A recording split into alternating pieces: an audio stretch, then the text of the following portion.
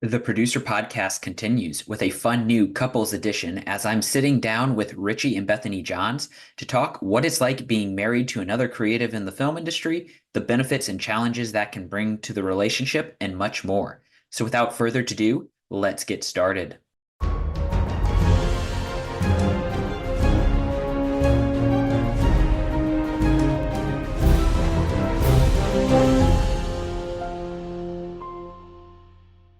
Thank you, Richie and Bethany, for taking the time to come on to the Producer Podcast today. Thank you. It's a pleasure to be here. Excited to be here with Bethany.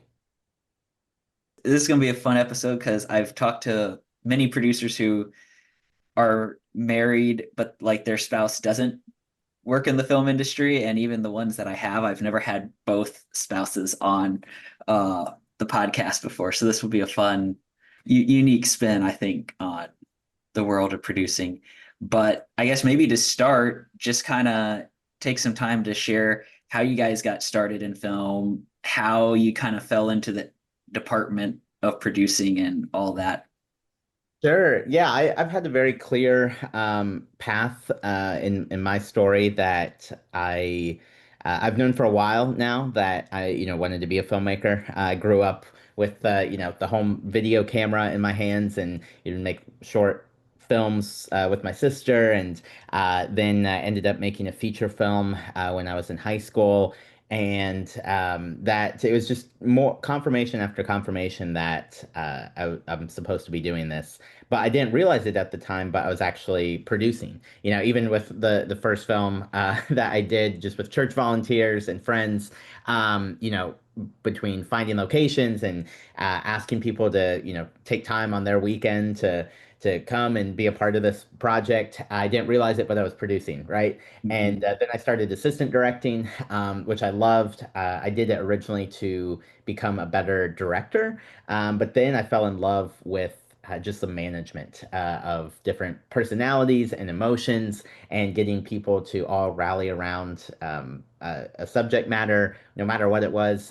Getting people to, yeah, to say yes to things they normally would say no to, and to negotiate. For me, I quickly learned that the role is very pastoral, and that's something that I love. I wanted to make sure people that were taken care of, and so for me, like most people in the industry, yeah, I want to be a director, right? Like that they say right out of film school, or as a kid, yeah, I want to direct, and people don't really know what producing is, and I was definitely one of those.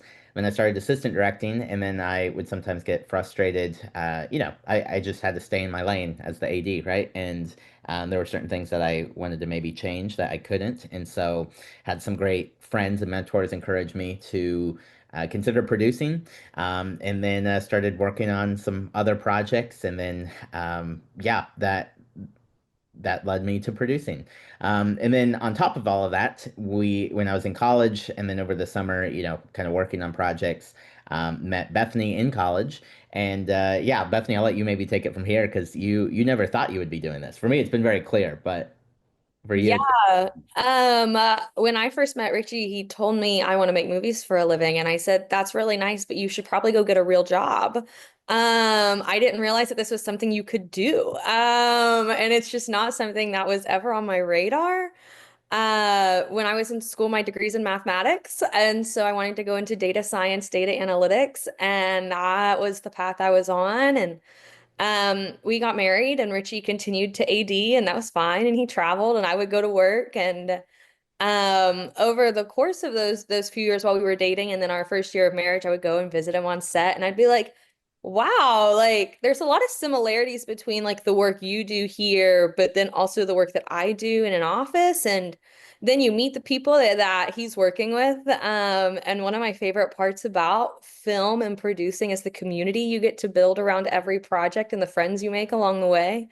And I just found myself like slowly kind of like falling in love with this idea of filmmaking and producing and just what Richie was doing. And then we started a project called The Promised Land. And that just kind of gave Richie, just kind of threw him into the deep end for producing and he needed some help. And so I said, well, I can help like after I get off work and when I come home, and I can do little things here and there. And then it just became abundantly clear to us that we work really well together and we enjoy working together. And a lot of my skill set, I was a project manager in the software world at the time.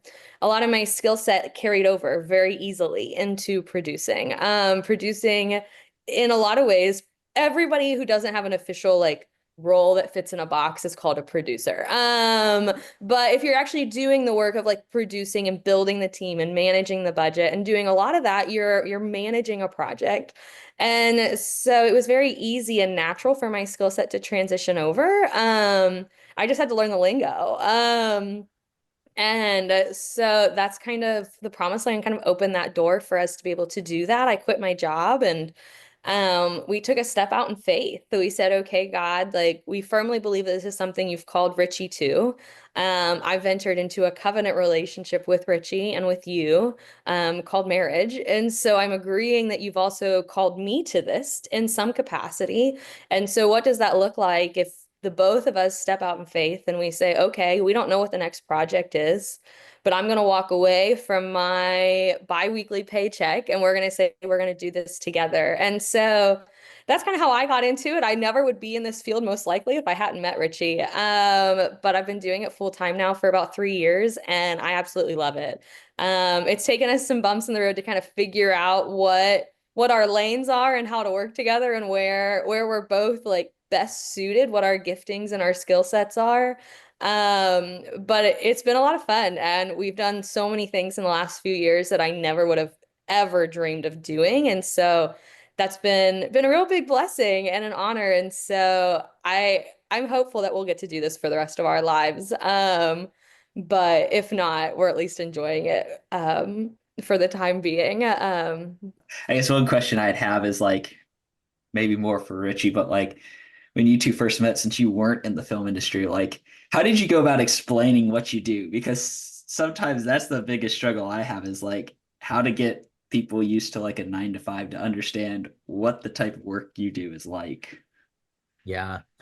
Um, I'd say it was more of a learning in our first year of marriage where she fully understood, because in college it's a little different. Like over the summer I'd go and work on projects, but still relatively, I was around, right? Like, we're Mhm. still in college. And there was a YouTube channel for the university that I was very involved with. And I'd leave and kind of do a short film or a commercial or those kind of things. But I'd say really our first year of marriage was when, for me, like I love working. I'm an Enneagram 3, and I could, just that's what gives me life. And so as a bachelor, I just get up, start working, and then work, eat, and then work some more, and then sleep, and then repeat that, which is super unhealthy. But early on in marriage, went about 2 weeks doing that because I didn't know any better, right? And we're living in Ohio at the time. This is also during COVID. And so throw that into the mix too. And very quickly, Bethany was like, this is not going to work. On top of that, also, just traveling so much too. I think people, don't realize just the hours that it takes. But for me, it's, especially with producing, is, lots of meetings and, back to back to back Zoom calls and then phone calls. And very early on when Bethany's like, yeah, this isn't going to work. We need intentional time together where you're not working. And so Mhm. I started to put in the habit of, the evenings are our time. Thankfully, Bethany's very gracious, especially now that we're producing together, that, yeah, when we're in prep sometimes, even this week, earlier this week, I worked through the evenings just because there was a bunch of stuff that had to happen, and we had deadlines for that. And so I think the biggest thing is doing life in seasons, and especially when it's not a super chaotic season, not to fall into that trap of continuing to work. And so that was just a boundary early on, that I put in place. That yeah, evenings are our time, and yeah, the occasional phone call here or there, but for the most part, shutting it down. That way, we can have intentional time, and especially since Bethany starting to produce, like that was the early stages of marriage. But then I think over the last couple of years, now that we've started to working together, is making sure that work doesn't end up consuming the evenings for us as well. Like, yes, we're not working, but making sure that we're also not talking work Mhm. in the evenings as well, which is, which is still challenging, even for us, today in 2025. So then for both of you, because they're obviously producer is a big word. There's lots of flavors of producers out there. So what type of producer, I guess, or do you commonly work as? Yeah. I love that. Flavors of producers. I do. I love that. 100% using that in the future. I think it depends on the project. And just depending what the role is. Our biggest project, which is really our has been our baby for the last, gosh, 4 years now, has been the Promised Land. And so for me, like I really am kind of overseeing all of our external communications and our marketing. And so, what does that look like? That is a very, very different role than my role as producer for a feature film that we made a few years ago. That'll be in theaters early next year. And for that one, like I was the lead producer. And Richie directed that. And so I think our roles as producer really changes based on the project, whether it's something that like we're hired on to provide additional like producing assistance versus a project that is our own that we fundraised for and we built the team for. And so yeah, for me, I'm really just a gap filler. I think Richie tends to just naturally like rise to the top of Richie really is a really great visionary and team builder. He's a woo on Strength Finders, if you know what that is. Winning others You have to over. explain. Not He's really, really good at winning people over. And it gets really frustrating when I've asked someone something 5 times and they've told me no every single time. And Richie goes, "Well, let me talk to him." And I go, "No, Richie, like they've told me no 5 times. They're not going to change their answer at this point." And Richie spends 20 minutes on the phone with them, and all of a sudden it's like, "Yes, we'll do whatever you want. Like you can have our firstborn child if you want." And that really is like the type of producer Richie is. Like he's so good at vision casting and like building the team and like encouraging people to like rise to the occasion. But then he's also really, really good at like just getting things done. And so that's been fun for us. Our flavors, if you will, change a little bit. Sometimes we have chocolate chips and sometimes we have hot fudge. But for the most part, like I'm always a chocolate ice cream producer. I don't really know what that means, but like that's my base flavor. And I think sometimes we add toppings to that as we need to, given what the project needs and what our roles are within that project. Yeah. I feel like if I just add to the analogy, it's going to break down. So Yeah, I'm don't think about gonna, the ice cream analogy too hard. um, yeah, I think I definitely know what I'm not. And I'm not a line producer. I'm not a like in the weeds, I know what that cost type line producer. That's why the Justin Tollys exist in the world. And Beth I'd put Bethany in that category of like in the weeds management. That's talking about base flavors like Bethany, that's Bethany's skill set. And her superpower is, management. Even from the software world, she's learned the film lingo, but she's better at me, even just with, keeping everything uh, organized and deadlines. I am the like I don't know what category to put it in, but the things that really excite me with producing is yeah, casting the vision, building the team, the high level deals, negotiations. But also like I love the like production management aspect too, like when we get into production. Like Mhm. I don't dive deep into like budget and payroll and, breaking down the script. I've done it in the past for smaller things and very quickly learned that that's not my skill set. Bethany now will not let me build a budget. Yeah, it's just, I'll give notes, I'll give input, but I can't be the one responsible for that. But once we, this is also with my assistant directing background. Like I love, diving into the schedule, giving notes on that, and overseeing, I think I say it all the time, but I think producers have the best seat in the house, especially if you're the lead producer on the project, because if you do it well, you can oversee all aspects from development to writing to, prep once you get into production, scheduling, and then post. Like it's the best job in the world because you get to have fun, you get to see everything. But the problem is when producers try to micromanage and they don't Mhm. know their role.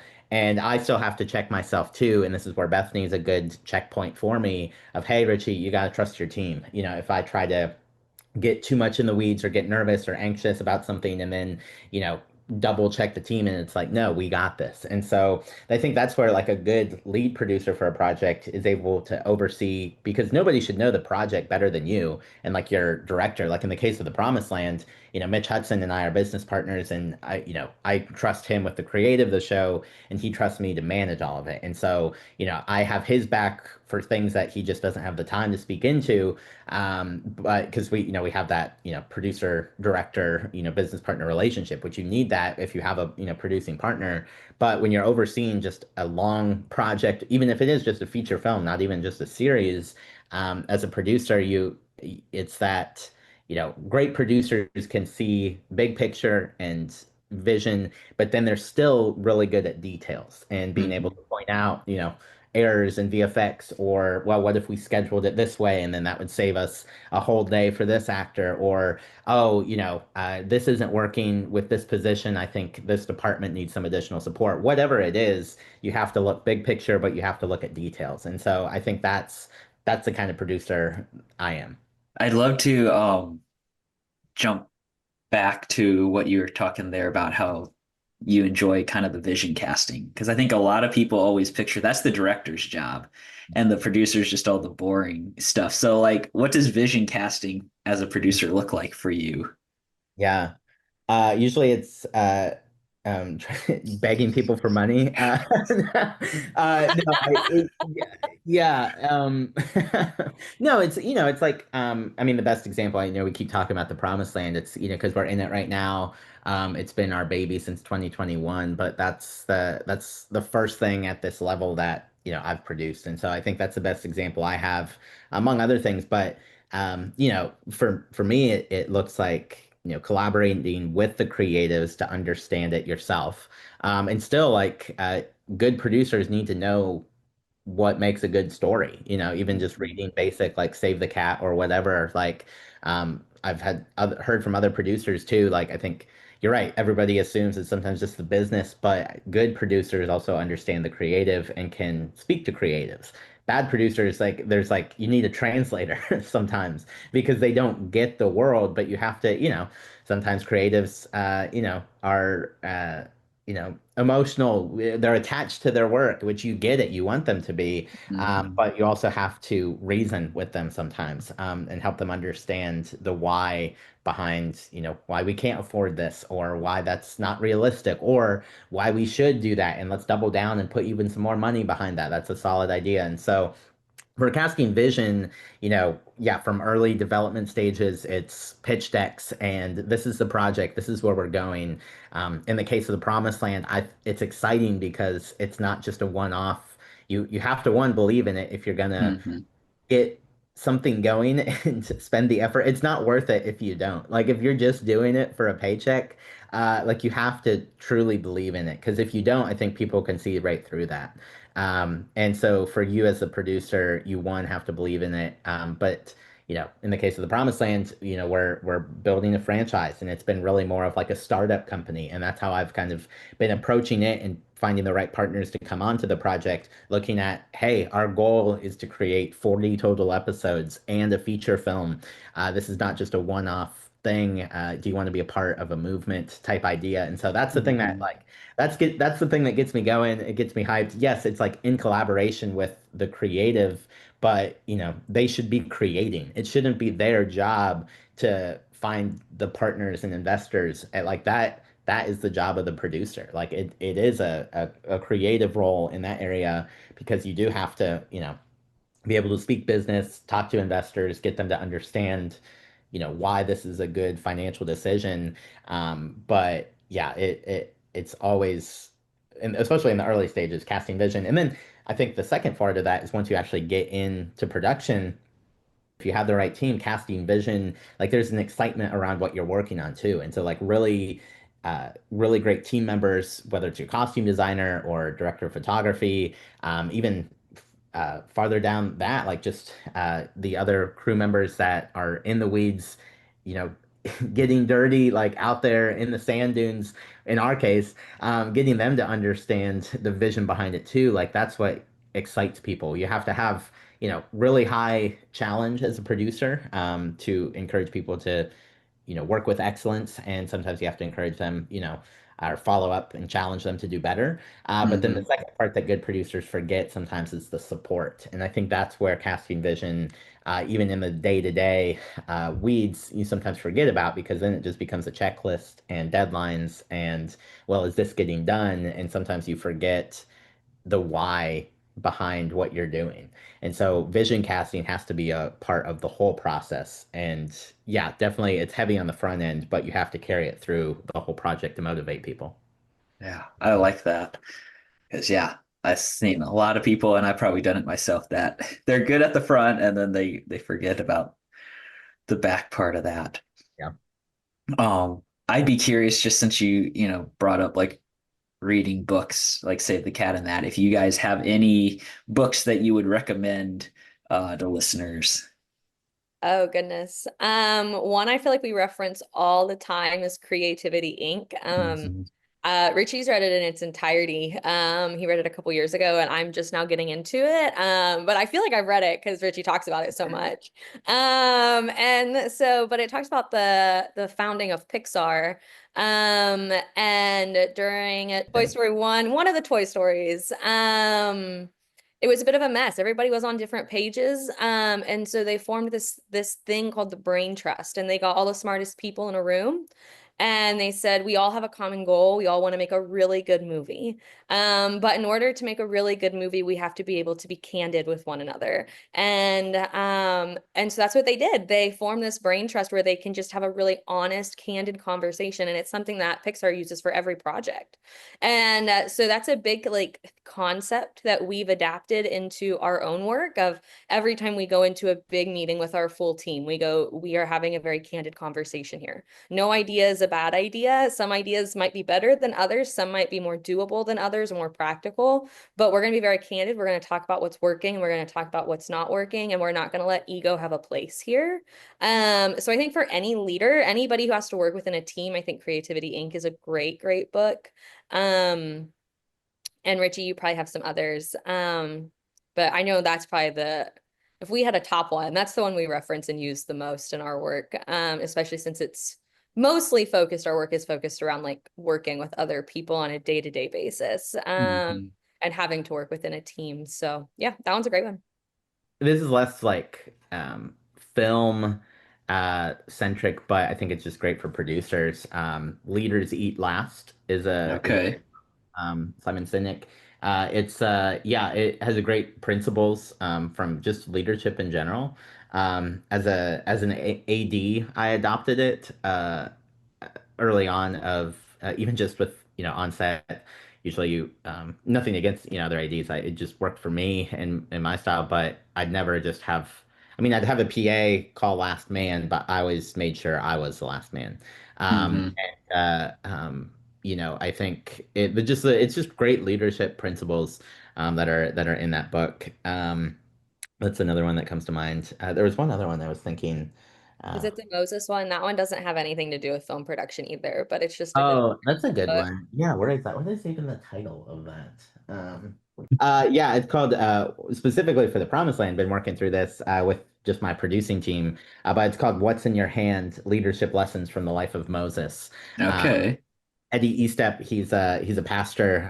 I know his actually family well within our denomination that we grew up in. But Eddie also has other like leadership books from like King David and like other. He even has a few more since this has been written, but specifically drawn to it, in the case of the Promised Land. But yeah, our producing team's reading through this for currently for the Promised Land. But there's some great principles. You work your way through Moses's life, and just kind of he pulls leadership lessons from specifically his life. So We read a lot of leadership stuff. Yeah. There's not really a manual out there for how to be a producer. So you kind of have to figure it out as you go.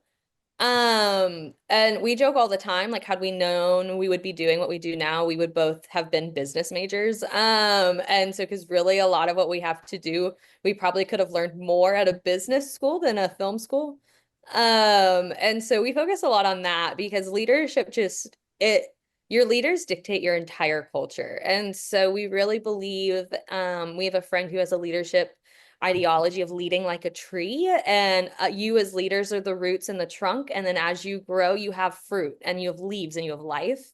And so we read a lot of leadership stuff of how can we be the best leaders that we can be, because like our leadership style dictates the culture below us. It dictates how our department heads lead their teams and how people show up to set and things like that. So I think for anybody who wants to get into producing, just learning how to be a good leader, how to be a strong leader, how to be a leader that is capable of setting your ego behind you sometimes, is really, really important. And so we just like to get our hands on just about any leadership book that we can.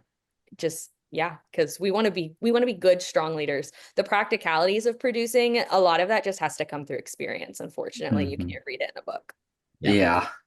I found the third book. It's called Graceful Leadership, like grace dash leadership. Another good, short, easy read, just about leadership. But Nice. I want to jump a little bit to your guys' feature film yeah, that you were working on and talk some specifically about that, especially since Richie, you were directing and then Bethany was producing. So, what was that like working kind of together, but at the same time, producers and directors are always kind of pushing each other to make the best project necessary, which is different than with the Promised Land, where you're on like the same team more, I guess you could say. yeah. Bethany, I think you should give an overview about it first. Oh yeah. I'll let you Um, go first. so Still Hope is coming to a theater near you on February 5th of 2026. And so we shot Still Hope in the fall of 23. During the spring. And Richie and I were brought onto the project 9 weeks before cameras were rolling. And so there was a team in Missouri that had a movie they wanted to make, telling the true stories of sex trafficking survivors. And so they had taken a couple girls' stories and they had written a script and they just didn't know how to make it. And so they brought Richie and I on. At the time, we were interviewing to produce and we were going to bring on a director.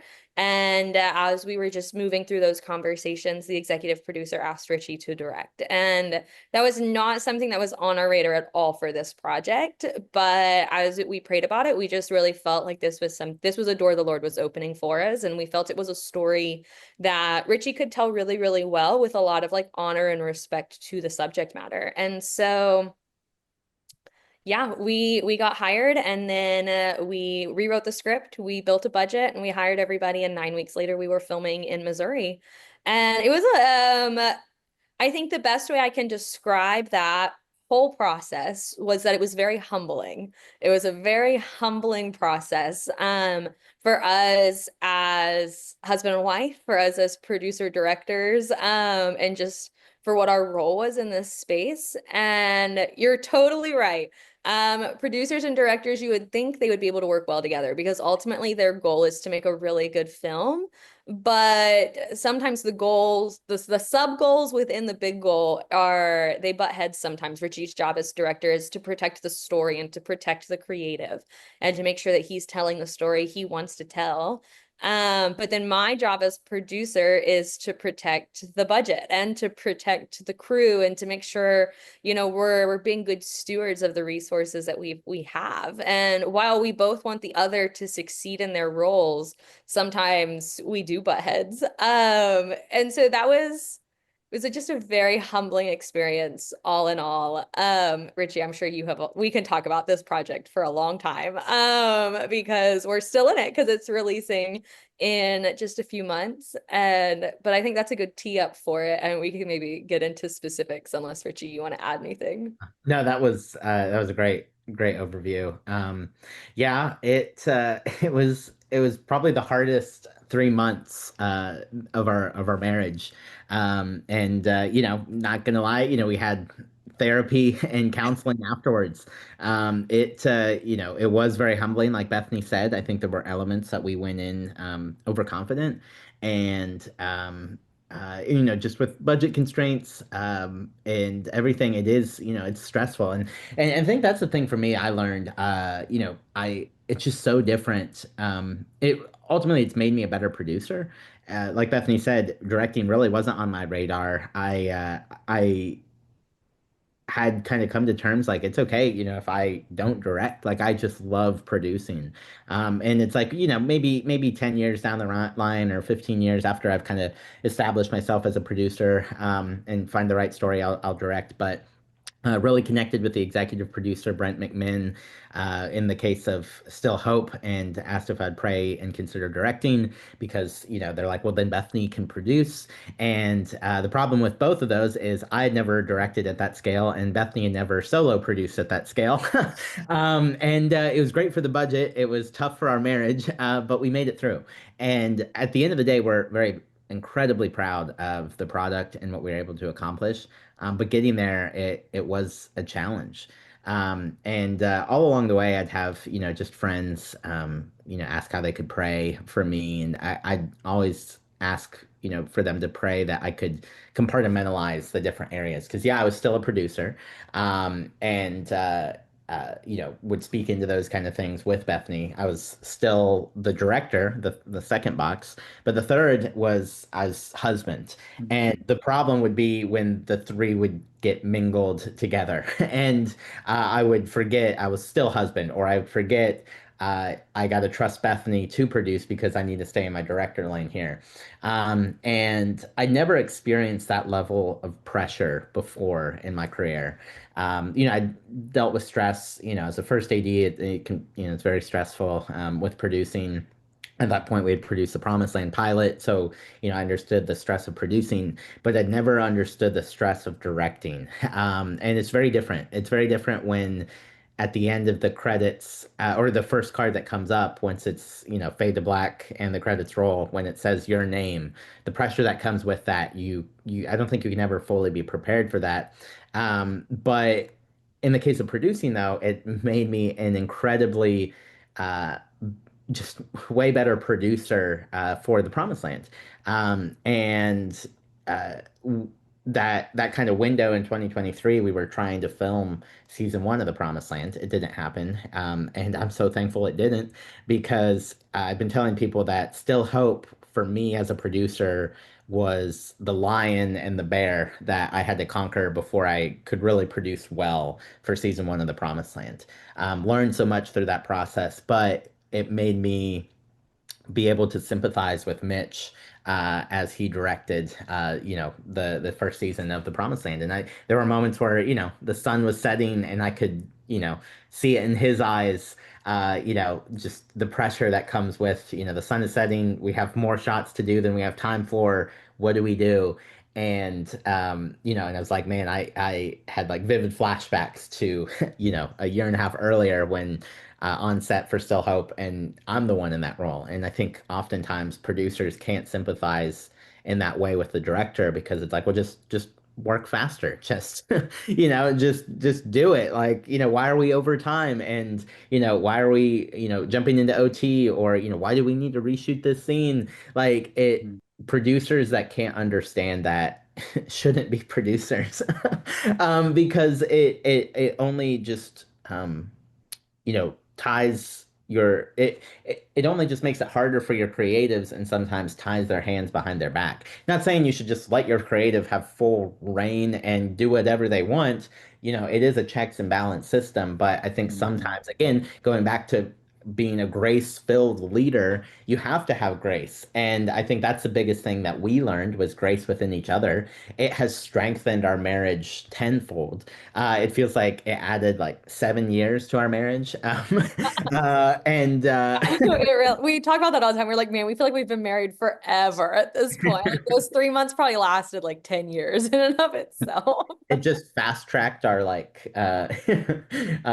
yeah, just time together, I guess. I don't know, it feels like it's been longer, like yeah, like you just said, but it has made us so much stronger on the other side to have more grace with each other. That's where I learned, I know I mentioned earlier in the podcast, not to micromanage. I learned that the hard way for Still Hope. And there were elements that I did micromanage Bethany, and other team members too, as a director. But again, it made me a better producer at the end of the day. And yeah, it was hard. Would we do it again? Yeah. Would we have done it differently? Yes.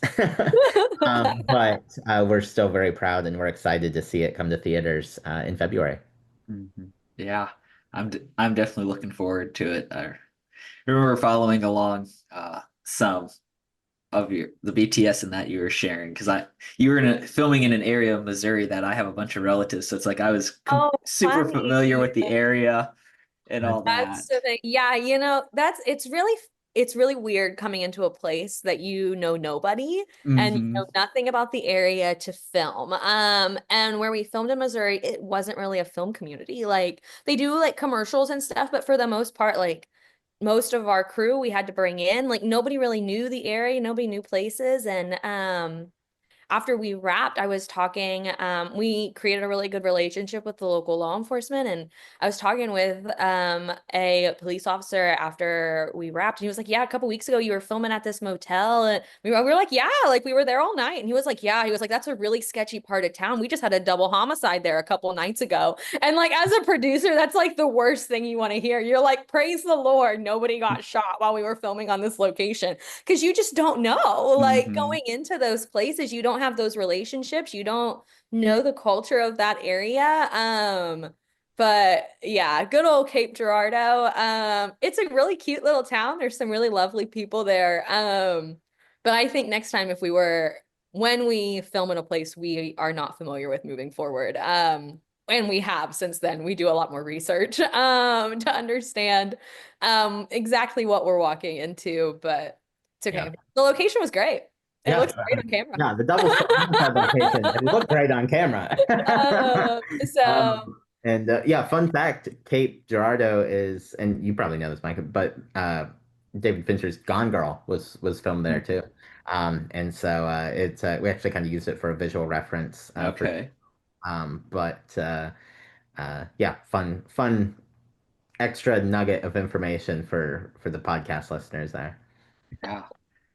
So then I'd love to hear like what was maybe one new thing you each learned on that project in terms of like the mm. crew role you were filling.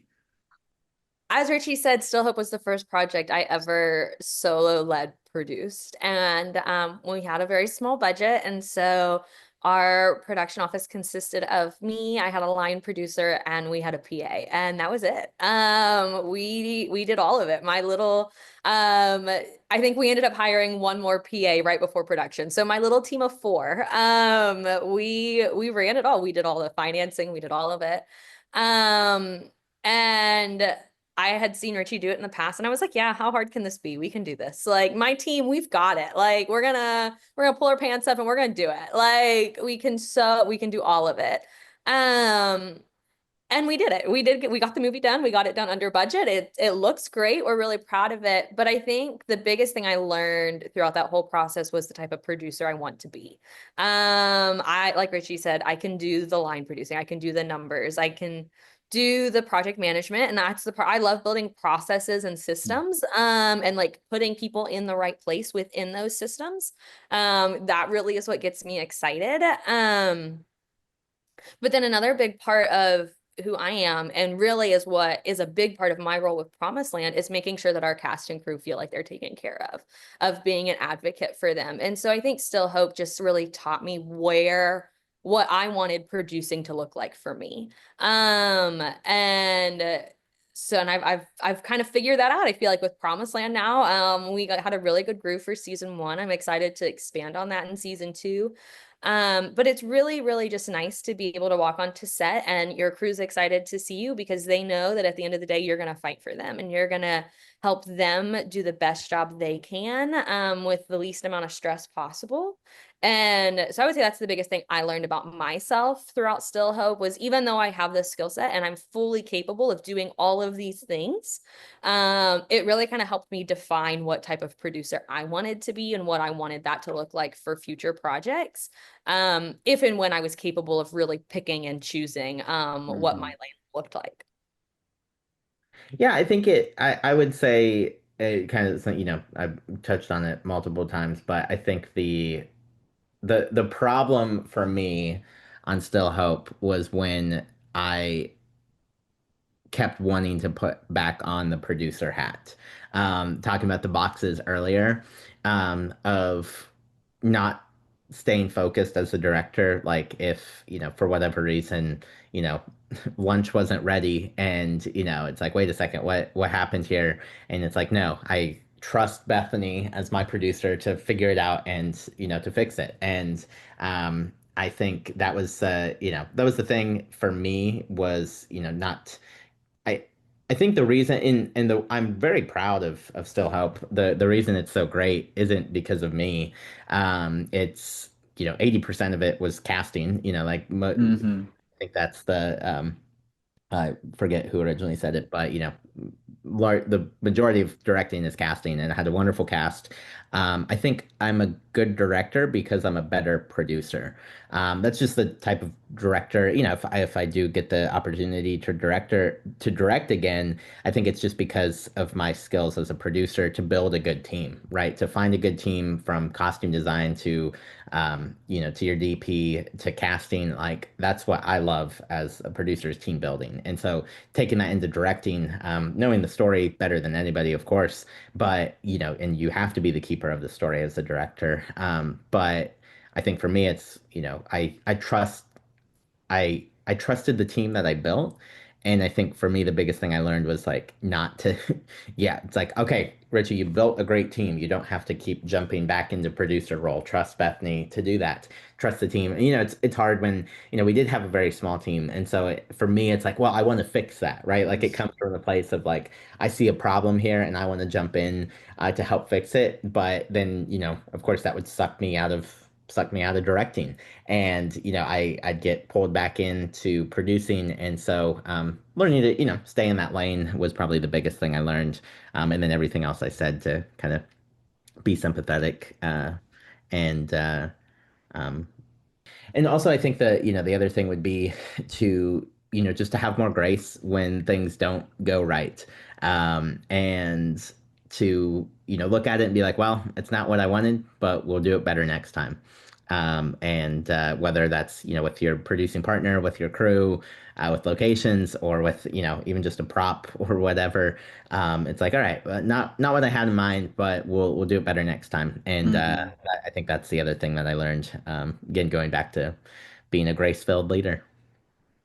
So I got a few kind of wrap-up questions here for you guys. Um, the first one would be, what would be like a piece of advice you'd give to other couples out there where they both work in the film industry? Um, we do this, but we had a friend just a few days ago, like specifically say it this way. And I think um it really just fits within our producing world of like within your personal budget, creating a line item for therapy. I love our generation. We're under 30. We don't know many other people who do what we do at our age. And so one that can make that really, really hard. Because just personally you feel like sometimes you live on an island. Or the people you do know that do it and the people that you love who do it, like they live hours away from you. So really you don't like get to live life with them. But then also like when you are married, I think Richie touched on it earlier, but it's really, really hard for us sometimes to shut work off and like or to not make the work tensions marriage tensions, like being able to keep work in the box that it is. Sometimes there's going to be overlap. There always is.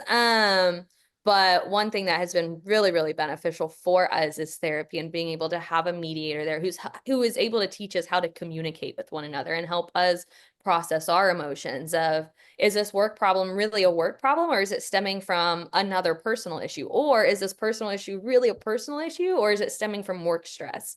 And so just for any couple, I think that works together on a regular basis, specifically in the film industry, because you work really, really long days. There's periods where you go without sleep.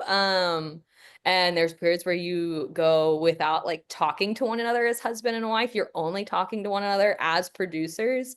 I think that therapy line item that you just build into your budget, whatever that looks like, is just really, really important. For the health of your business, 1000%. It's going to make you better business partners, but it's also going to make you a better couple. It's going to give you a stronger marriage at the end of the day. And people, you can say all you want, oh, my marriage doesn't impact, my work, my relationships don't impact my professional life. And that's just not true. I don't know anybody like that is a true statement for. I think it's really, really hard for us as humans.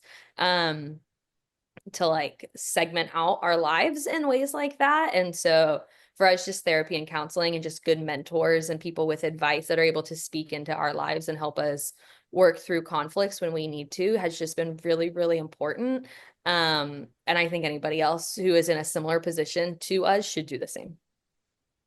Yeah, I'd say it's easy, I think, sometimes to put your spouse in just the box, like when you're in work mode, or at least I fall into this trap of putting your spouse in the same category as anybody else that is working with you. But they're not. Like Bethany is my wife first. Like, yes, as she's a part of the producing team, for Promised Land. But yeah, it's easy. I think it's like, oh, well, yeah, just talk to her like any other producer or any other crew member, but you can't, like, you still need to prioritize them as your spouse first and making sure they're taken care of. That's why, the order has to be, am I making sure they're okay first as my spouse, but then, getting into work mode. And I think sometimes, like, especially in the stress of moments in production, even just when time is of the essence, it's very quick to kind of blur that line and forget that they are your spouse and to see them as that first. And then, I'd say there's more even just marriage advice, but like, just not to stop dating each other, even when you're in a very stressful season. And it's easy to, just get into work mode and routine. And that's something I think, we could have done better on, even still help, right? Like still having date nights or, whatever your kind of routine is. Like, yeah, I think you have to understand there's certain life and seasons. And, when you're in production or prep, it is going to look very differently, but you still need to protect that and make sure you're putting time and effort into your relationship, and um, even in stressful seasons. So Definitely. And yeah, since you both brought up stress, I'd just love to hear like what are some ways you guys like to help de-stress yourselves during projects? That's a good question. We just cry a lot. No, I'm kidding. I mean, Sometimes you need a good cry, but I wouldn't say that's a really yeah, good stress relief for us. At least maybe not for Richie. Um, that's a really good question. I think a really good habit we built for Promised Land, because we were out in Utah, and Utah is beautiful in the fall. Like it is just the weather's perfect. The views are incredible, and the little neighborhood that we stayed in our Airbnb had a little like duck pond. And so I think for us, like during production, whether it was like first thing in the morning or like right before the sunset, if we happened to be home, we weren't always, but sometimes we were, of just like taking our dogs. We have two dogs. We have two corgis. Their names are Esther and Melchizedek. And they are the light of our lives, if I can say that, about my fur babies, if you will. And just like being able to just like take them for a walk, and like our dogs loved the ducks. And so like that, just like little things like that, being able to find like joy in very small moments of, production could be going crazy. We could be, I don't know, losing locations or whatever. But if I took my dog for a walk that next morning, I got to step away from it and be like, oh, look how much he loves the ducks. And that just seems like such a small and silly thing. But it's funny, we actually just had a conversation about that yesterday of like we're going to um another country for some filming this fall, and we were like, how are we going to manage our stress when like we're in a totally different culture and a totally different environment? So yeah, I don't know, because my dogs won't be in that other country with us. I think a big thing too for us is just like being able to just step away in some capacity, whether that's like just quiet time with the Lord. I think that's a big one for both of us. We can both tell like, oh, we've skipped a couple days. Like we've just been really crazy. And unfortunately, that's fallen to a back burner. It shouldn't have, but it did. And so like we need to get back in those rhythms. And I just think maintaining healthy habits is how do we even prevent this? How do we prevent the stress levels from getting too high in the first place? What are active Right. habits that we're building in to maintain healthy stress levels? There's always going to be stress in this industry. It's hard not to when you're working really long days and you're trying to get a lot done in those few hours you have. And so for a lot us, we like to just talk through, like Richie said, living life in seasons. Are like stress mitigating habits change depending on the season, but we just really like to like pinpoint those things of what is something that's really working for me right now to mitigate my stress from getting too high in the first place, and then just making sure that those are priorities in your lives. Yeah, Bethany said it really well. Yeah, my two things were going to be make sure you're not skipping out on your personal devotional times, and that's a big thing for me. Yeah, like Bethany said, literally we are just talking about this yesterday.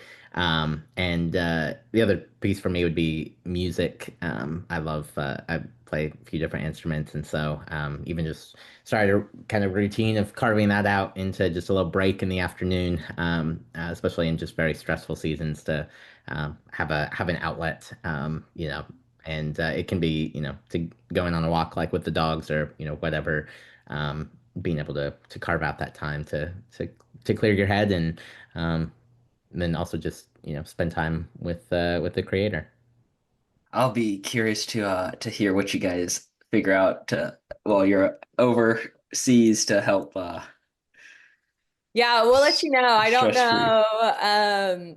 There's a good chunk of time where we're gonna be like out in the middle of nowhere. And so there won't be much there other than set in our hotel. So we'll see what we come up with when we're out there, since life will look a little bit different. But Mhm. A lot of board games. oh yeah, that's true. We're big board game people. We have a collection of, I don't know how many we're up to now. It's probably like 80 some board games. Wow. Can take And them all, but yeah, we unfortunately can't take all of them with us, but that'll probably be a big one. We'll probably take quite a few, since I'm sure cabin fever will be a bit of a thing while we're out there. So that'll be Mhm. one that we've not really done during production, since it is a little more time consuming, but that might be necessary this fall. Yeah. So then a final question I had for you too is just like, what's one piece of advice you'd give to somebody just getting started as a film producer? I think my piece of advice would be that no job is too small. You're it's really, really important as a producer to have a basic understanding of every aspect of the project. You have to be able to communicate with your crew, and in order to do that, you have to know their jobs. But also understanding that like you as the producer are not above anybody else. We had a location on Still Hope where my art team got there and they called me and they said, "Hey, Bethany, there's a dead cat on this porch. What am I supposed to do with it?" And I thought it would be something that the owner would take care of, and they wouldn't. And so I got trash bags and paper towels and I cleaned up the dead cat, like, because it was something that needed to be done. And so I think if my advice, like, to anybody who wants to get into this space is that, like, no job is too small and you're not above doing any sort of work, especially for smaller projects. If you have to clean a toilet, you have to clean a toilet. That is your job as a producer. If you have to pick up a dead animal, you have to pick up a dead animal. That is your job as a producer. And hopefully you might get to do the fun things too, like talking with your cast and doing the more glamorous things, but there's no job that's too small or a job that's beneath you, because at the end of the day, like, your job is to take care of the team that you've hired and to make sure that your project gets done on time and on budget. And so that's just going to require anything and everything of you, depending on the project size and the size of your team. Yeah. If Bethany were to write a producing book, it would be, something titled like Cleaning Up the Dead Cat rather than Save the Cat. I've never smelled a smell so foul in my life. Like, that cat will stick with me for the rest of my life. I can't imagine. Yeah, I would tell, I'd say that similar idea is, knowing what you're signing up for. And that is, yeah, sometimes, the best example I can give was even just a couple weeks ago. I was in Utah, just working with a team there to consolidate our some storage units that we have for a project. Very manual labor. I was in the weeds too, with the team, moving boxes, loading things up, weighing them. And it's super hot in Utah in July, and it wasn't fun work. And then 2 days later, I was in LA for a premiere, and on the red carpet, dressed up. And so, like, I think literally there's not a better picture of what producing is. That within 2 days, it looks very different. And that's the thing I love about it, that it isn't just a 9 to 5, sit at your desk, what you're doing every single day is differently. And being able to pivot and yeah, just roll with the punches and fill a need when there is a need. And your job is to alleviate problems from your team and the crew. And sometimes that means you're the only one that's able to do it in that moment. And so rather than complaining about it, like, you just have to do it. And it's hard work. It is going to be long days, long hours. But there's nothing else I'd rather be doing. And for me, that was modeled very early on, at a young age. Um, it was like at a church event in my small rural church in Ohio. And it was like one evening, and I saw my pastor, and he was, was cleaning up from the event. And I think we were on the porch, and he was walking out, and he was, carrying trash bags. And I was like a kid, I was super young. I was like, I didn't know pastors took out the trash. And he's like, well, this one does.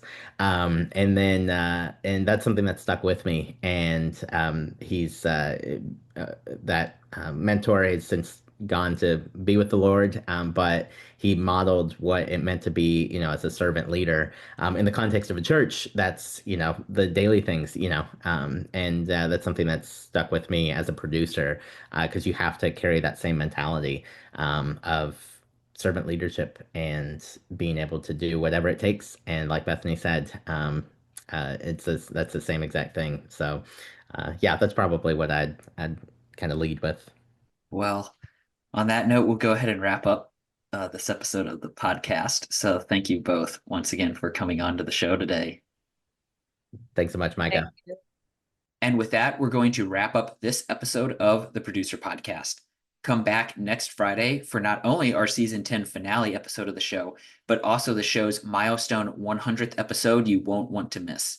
Until then, make sure to subscribe to the Producer Podcast, follow us on social media, and of course, thanks for listening.